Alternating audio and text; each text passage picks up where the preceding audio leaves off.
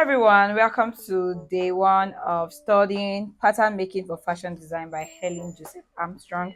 I promised us that we'll be handling this class like we're in a study group, and I also said I was going to make it as interactive as possible. So do well to hit the subscription button and turn on post notifications so you can get notifications for whenever I drop a new video. I'm open to answering your questions. I'll be so much excited to be your guide through this class because I know that so many of you bought this book, but you found it very hard to study. This book is 401 pages of fashion designing knowledge.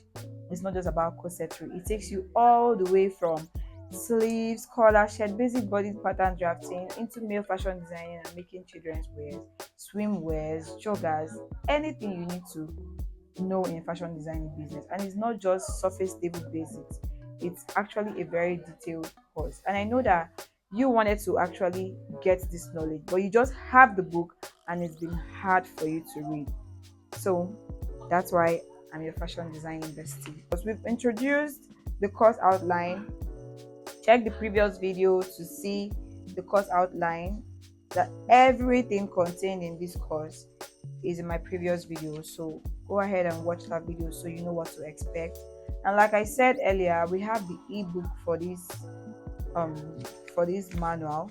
So if you want to get the ebook so you can follow through with the class, the ebook is just 2,000 naira. So you reach out to me and I'm going to send you the ebook for this course. All right, let's get into it. So for today's topic, we're handling pattern making essentials for the workroom.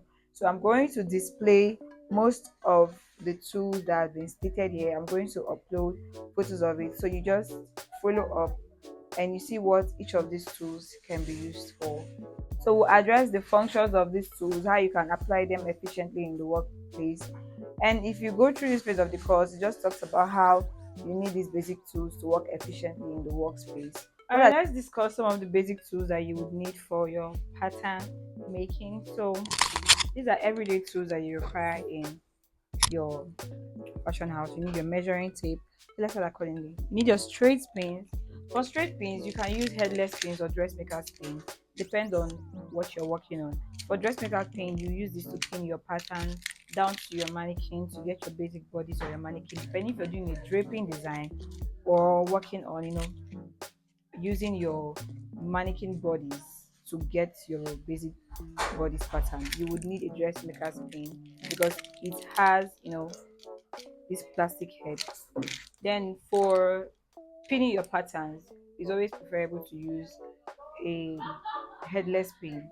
Also, when you want to pin things that you need to iron, a headless pin is also preferable. So you'd need your scissors. You would need a fabric scissors and you need paper scissors. Paper scissors you use to cut your patterns off your pattern paper, and then fabric scissors to strictly for your fabric cutting needs. You will also need pens and pencils. You need rulers. You need straight rulers. You need a long ruler for pants. We also have your curved ruler. These are your straight rulers, the regular flexible straight ruler, and a longer one for pants. And then you would also need your curved rulers. You also need your curved rulers. There are different versions of these curved rulers. You can get a pattern master curved ruler that has different size for different reasons. I prefer to use this. It has the straight ruler side, it has the armhole curve side, and it also has the pants curved side. So you can get different types of curved ruler. You can get the ones strictly for armholes that comes in different sizes for both kids outfits, shoots, armholes, and all of that. So these are all basic pattern making requirements. You would need your masking tape, very important. You need your tailor's chalk to mark your patterns on your fabric, and then to add your allowance. This is how it comes. Then this is what it looks like. You'd also need your tracing wheel. Tracing wheel will help you to transfer patterns, maybe transfer your master pattern to a different slopper that you can style further. So you would need a tracing wheel. There are other basic pattern drafting tools. We'll be displaying them on the screen so you can see them. and then you see what each of them is used for. So if you join the practical class on our Telegram group, you will be able to see us use these tools effectively. There are lots of them. You need metal rings to hold the weight of your pattern when transferring to fabric. You need hangers. You need pattern papers. Lest I forget, you need pattern papers. You can get the brown pattern paper or the white pattern paper. This is longer, but I prefer the white because it makes my patterns more visible. These are basic pattern drafting tools for any beginner fashion designer, anyone that wants to go into pattern making. These are your pattern making essentials. These are your pattern making essentials. So for the next phase of the class, I'm going to explain how these tools are applied to your basic pattern drafting, and then we could talk about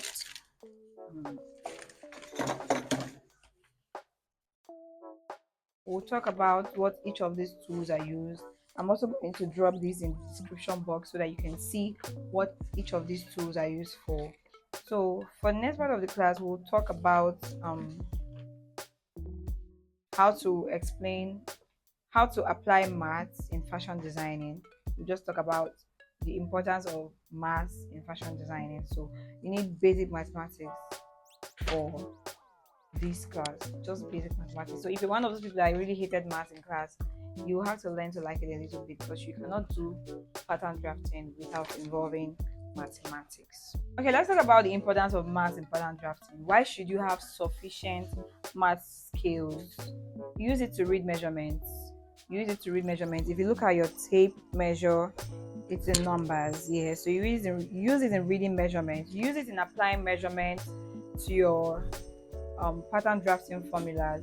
You use it for knowing percentages to apply. It's very, very useful in basic pattern drafting. Don't forget to hit the subscribe button and turn on post notifications so that when I post the next video on how to take basic body measurements and applying your mass and dividing your measurements, you can be part of that class. You can enjoy that. Don't miss that, okay? See you.